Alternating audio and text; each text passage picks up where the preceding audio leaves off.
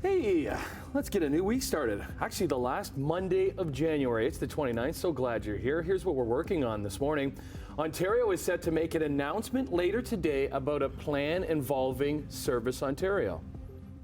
Here's Birdie with a lot of time. A remarkable comeback sets up this year's Super Bowl match. And a Canadian legend will perform at the Grammys for the first time in her career? Wow.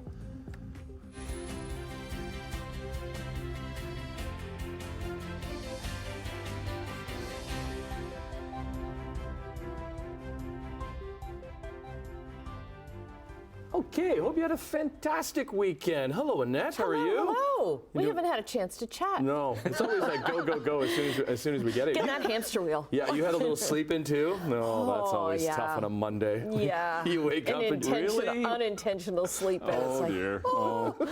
Okay, sometimes that's the way you start the week. But it's funny that you two are like paces away from each other, and you don't talk until you get into the studio. We haven't because we've been so busy setting up this show beforehand.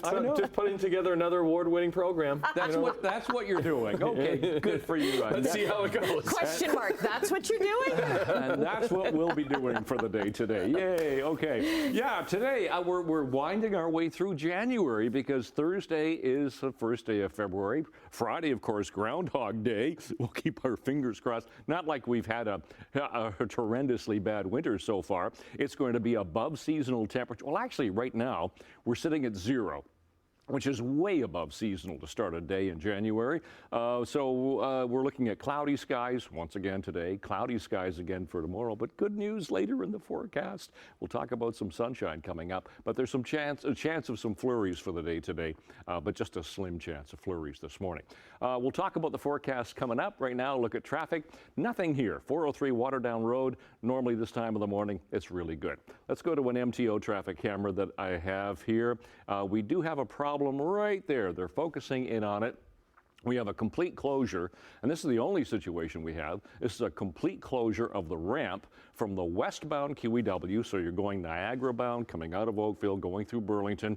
You cannot get onto Brant Street from the westbound QEW. There was a serious collision there earlier throughout the overnight. Collision's gone, but now it's a collision investigation. The police are on the scene there, and they've blocked off this ramp. They say it could be going for a while, so we'll keep our eyes on that. Otherwise, nothing happening. So we'll give you details on weather and traffic in just a few minutes. Right now, the news. Let's get into the news. And up first, more changes are expected to be announced when it comes to Service Ontario centres as the government looks at different ways to increase service in the province. I want to bring in Simone Gavros with more on this story. Good morning, Simone.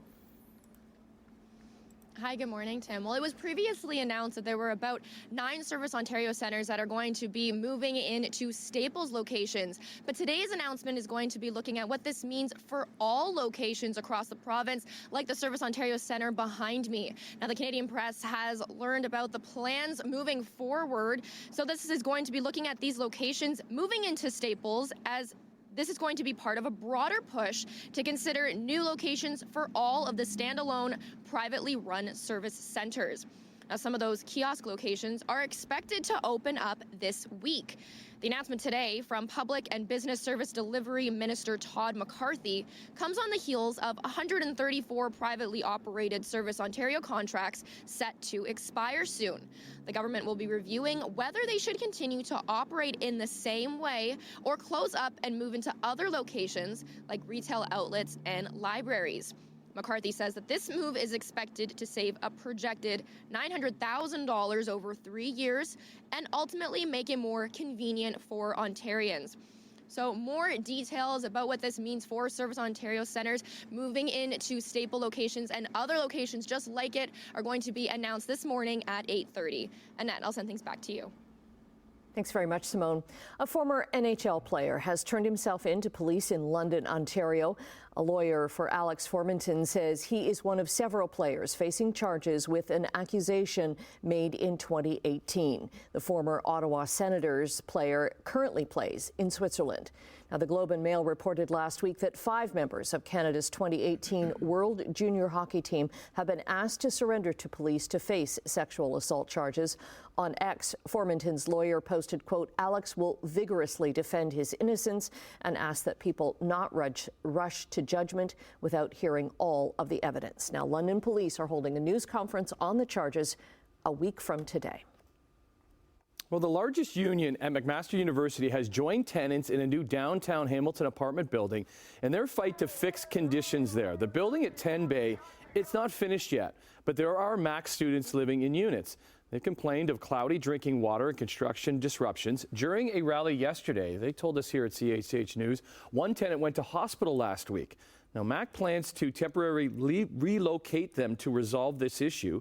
Starting on Sunday, the students will be moved into hotel rooms with a meal allowance of $100 a day.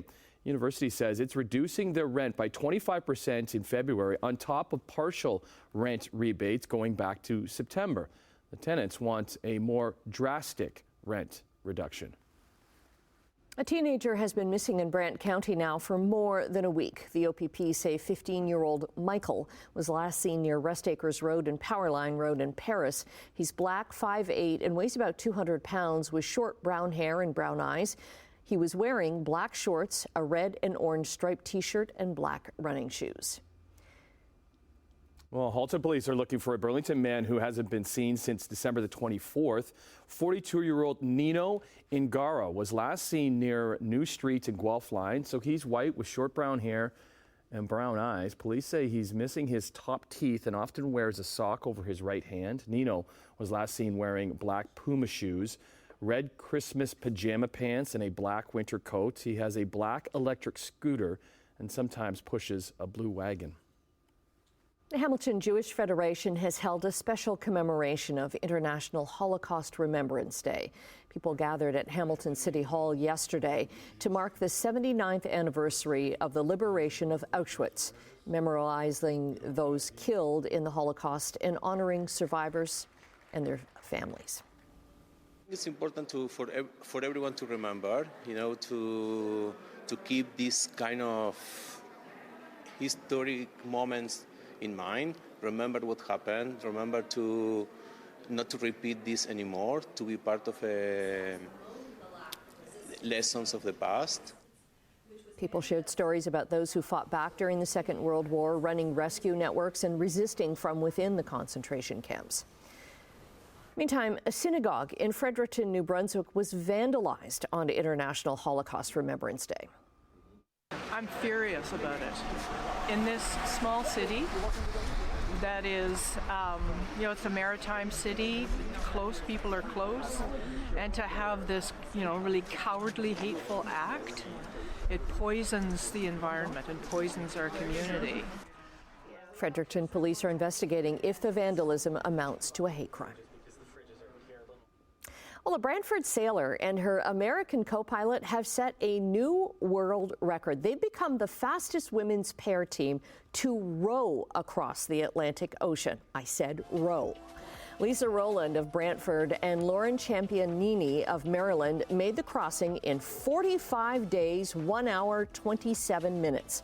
That beats the last record of 45 days, 7 hours, and 25 minutes that was set in 2021.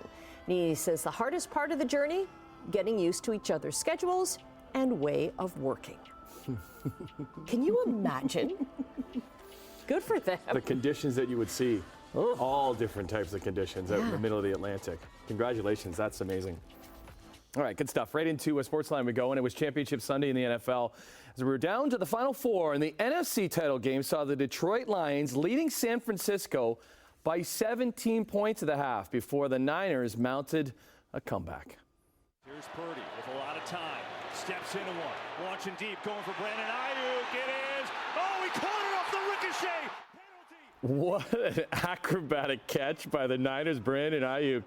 In the third quarters, they were trying to get back into the game with a big play, and that was it. Ricocheting off the Lions defender's helmet into the hands of Ayuk for the 51-yard reception. He would later score a touchdown and credited a ladybug landing on his shoe and bringing some luck.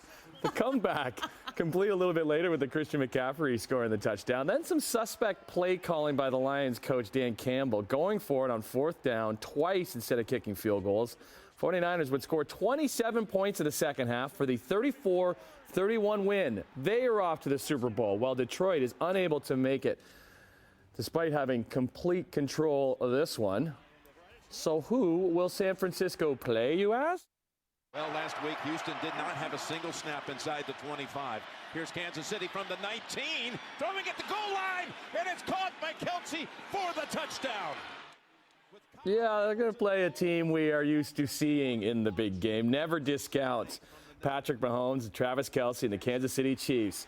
After going into Buffalo last week, they went to top-seeded the Baltimore Ravens' house and beat them too. Ravens with 2 costly turnovers in the fourth quarters. They would fumble at the goal line right there. And then Lamar Jackson would toss an interception a little bit later. Chiefs into their 4th Super Bowl in 5 years. Get ready for plenty of Taylor Swift prop bets. Super Bowl 58, all set for a week Sunday from Vegas with a rematch of the game 4 years ago when the Chiefs beat the 49ers for their first title. Scotty. Shot doesn't go. Grady up at the glass. Picked up by Atlanta. Raptors need to foul. They don't. Oh, my! On the court in Atlanta, Raptors trying to snap their 4-game losing streak. They would go up 1 late on that costly turnover by the Hawks. And Grady Dick getting the ball to Scotty Barnes for the throwdown. He finished with 24 points. But there was still time left for the Hawks to win it. And they do that with Sadiq Bey with only 1 second left with the winning bucket. Atlanta takes it 126-125. Raps have lost 5 straight, 9-10. They try and halt that in Chicago tomorrow. Well, Shai Gilgeous-Alexander and his OKC Thunder in Detroit to face the worst team in the NBA in the Detroit Pistons, which means guaranteed win night for the top-seeded Thunder, right? Well, SGA did his part, dropping his usual 31 points. But it didn't happen like it should have, as the Pistons, with all the focus on the Lions game, had their best effort of the season with a lopsided 120-104 win, just their 6th win in 46 games. Thunder, they fall to 32-14 and face off against fellow top seed in the West, Minnesota, tonight. Let's finish on the ice in Brantford, where the Bulldogs were hoping for a 7th straight win as they welcome the Mississauga Steelheads into town for the 2nd time in a week and 3rd time this month. After winning the first 2, Steelheads got some revenge, ending the Dogs' streak at 6 as they take it 5-3. Brantford continues their homestand Friday night when the Sudbury Wolves arrive at the Civic Center. All right, let's get into this 29th morning of January. Yep, it's Monday again. Looking at the 403 and Waterdown Road, we'll start there with our camera. Nothing to see. It's really light this morning, so not a lot going on. But a little further along, let's go to the QEW. Is that camera not there? Look at that. That's where I wanted to show you. It just disappeared. Anyway, I will try to explain what that camera was supposed to show you. Was a blockage of the ramp from the westbound QEW to Brant Street. Complete closure. There was a collision overnight.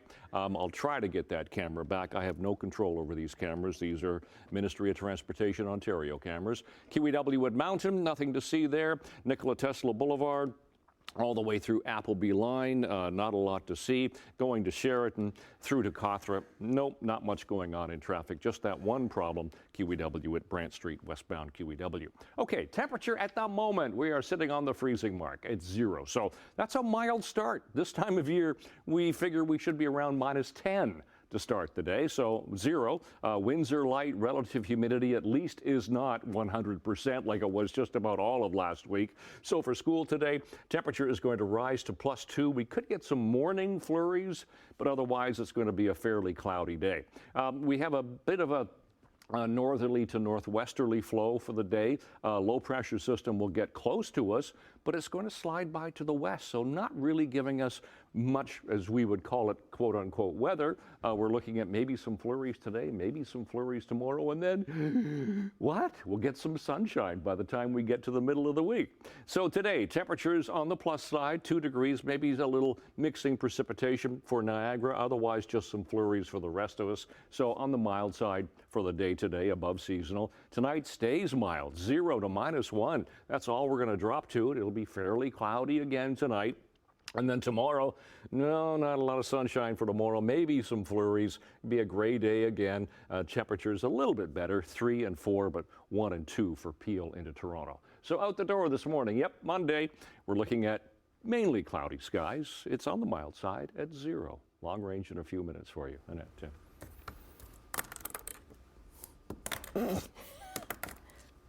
Hi, friend. Good morning, Emily. Trying to hold the pen on a Monday. You okay over there? You all right? so, yeah. Fine motor skills. Yeah, right, totally. Mondays are hard. I get it. Hey, how you I get doing? it. Good. Coming up, we have Austin Butler. He actually had to hire a coach to not help him become a better actor, but to help him stop being one. And stop Interesting. talking like Elvis? Why do you have to ruin it? Oh, I didn't know that was it. Oh, that was it? Annette, just like, Oh, I didn't know that was the thing. It is. Okay, sorry. thing. I didn't know that was the thing. Very good guess. That is an excellent guess. way to go, Tim. Well, because anytime I hear him talking, he talks like Elvis. So I just Thank you. Okay, Thank you very much. There you go. All right. That's, and we will discuss Joni Mitchell playing at the Grammys, which is crazy that she's never done it before. But Yeah. we'll discuss that as well. All right. Well, Okay. great start to our award-winning program, Awesome right? start. Huh? Just cruising. Just cruising. Okay. This is the one for the podcast, Yes, right? yeah, right, for the podcast. Hello to all you podcast listeners. Hello. Yeah. After the break, China is bracing for what may lead to a major financial crisis as the world's most indebted developer is ordered to liquidate. That and other business news in 2. 6:18 on your Monday. Here's some numbers for you. Canadian dollar is up 7 basis points this morning, sitting at 74.41 cents. U.S. gold up almost $9, $20.45 an ounce. Crude oil up 5 cents, 78.06 a barrel. Off to Europe. Hey, Europe. Happy Monday. Markets are up in London, but down in Frankfurt. Back up in Paris. In Asia, markets were up in Tokyo and Hong Kong, but down in Shanghai. Checking North American markets, the TSX on Friday gained 24 points. The Dow was up 60, and the Nasdaq slipped by 55. All right, so glad you're with us on this Monday, January the 29th. Into some business news. And early this morning, a Hong Kong court ordered property giant Evergrande to liquidate. This is a move that will have serious ripple effects across China's crumbling financial market. So Evergrande has more than $300 billion in total liabilities. And the Hong Kong justice who decided the case noted they hadn't been able to offer a concrete restructuring plan despite months of delays. She's expected to give her full reason at some point this morning. Evergrande has, which has $240 billion in assets, sent a struggling property sector into a tailspin when it defaulted on its debt back in 2021. And the liquidation ruling will likely further jolt an already fragile Chinese capital and property markets. Back in this country, British Columbia's Securities Commission has fined a hops farm and its director more than $1 million. So Fraser Valley Hop Farms has to pay more than $498,000, while its director has been hit with another $550,000 penalty. The commission says investors were told that their money would be used for operating expenses on the hops farm. Instead, about $500,000 was spent on personal or otherwise illegitimate uses. JetBlue Airways might be backing out of a deal to acquire Spirit Airlines. Last week, JetBlue said that it might pull out of a $3.8 billion acquisition of Spirit after a federal judge blocked the deal. The announcement came just a week after JetBlue and Spirit said that they would appeal this decision. JetBlue said the deal could be terminated after Sunday if certain conditions were not met. Spirit said in its own filing that it disagreed with JetBlue and believed there is no basis for terminating this deal. The genetic testing company 23andMe is facing a class action lawsuit. The suit filed in California says the company failed to notify customers whose personal information ended up being sold on the dark web. The suit also accuses 23andMe of failing to protect customers with Chinese and Jewish heritage, which were apparently specifically targeted. The hacks occurred between late April and into September of last year. That was before 23andMe became aware of the breach. Okay, another break. Just like that, we're at the end of January. Wow. Okay, what does the 1st of February bring? Brian will have a look at your 7-day forecast into Groundhog Day on Friday. Time check, 6:24 on this Monday morning, 29th of January. There, we've got the camera. This is the QEW east of Brant Street. So what you're looking at, Niagara-bound lanes heading away from us on the QEW and a complete closure of the ramp to Brant Street. We had a collision throughout the overnight. The investigation continues, so that is going to be closed for a while. They say this could be going on for a bit. So we'll keep an eye on that. Back into St. Catharines at Welland, nothing. South of 2, all doing fine. We'll flip ahead to Appleby Line all the way through Sheraton. How's the Ford plant doing? No, that looks pretty good at the moment. Same with the 403 going through Mississauga. Not a lot to see there. Temperature. Once again, I mean, these temperatures look chilly, 0 and +1, but when you compare it to seasonal, this is a mild start to the day. It is cloudy. There have been some flurries. We could get some more flurries this morning.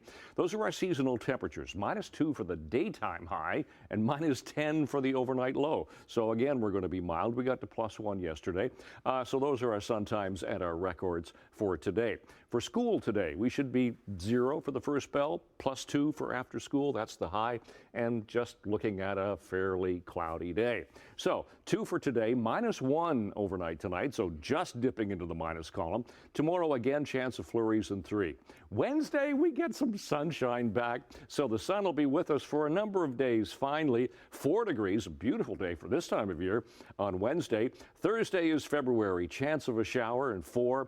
Groundhog Day on Friday, then sunny and 3, and then we hang on to the sunshine for the weekend. That looks good. That's your forecast. And that, Tim. Okay, thank you. Okay, so this is kind of neat. NASA has found water on an exoplanet 97 light years from Earth. Okay, so first of all, I had to find out I what had is no an idea what this is. exoplanet. So Okay. it's a planet that orbits a star outside of the solar system. Astronomers use the Hubble Space Telescope to detect water molecules in this one's atmosphere. The planet is named GJ9827d. That's It easy just to remember. rolls off the tongue. It's about twice Earth's diameter, but is still the smallest exoplanet found to have water vapor in its atmosphere. Temperatures on this exoplanet reach 426 degrees Celsius. So you need sunscreen? Kinda. Yeah. It's hot, making it very unlikely that any kind of life exists there. Still, it's a landmark discovery as it gets researchers closer to understanding worlds that have Earth-like qualities, such as the presence of water. Imagine if Brian Wood's doing like the weather forecast, the 7-day weather forecast on exoplanet GJ9827d. Ooh, it's going to be a scorcher today. It's gonna be 450. 450. It really cools down to 410. 400. Yeah, 400. Woo. Anyways, we'll see you in a couple minutes.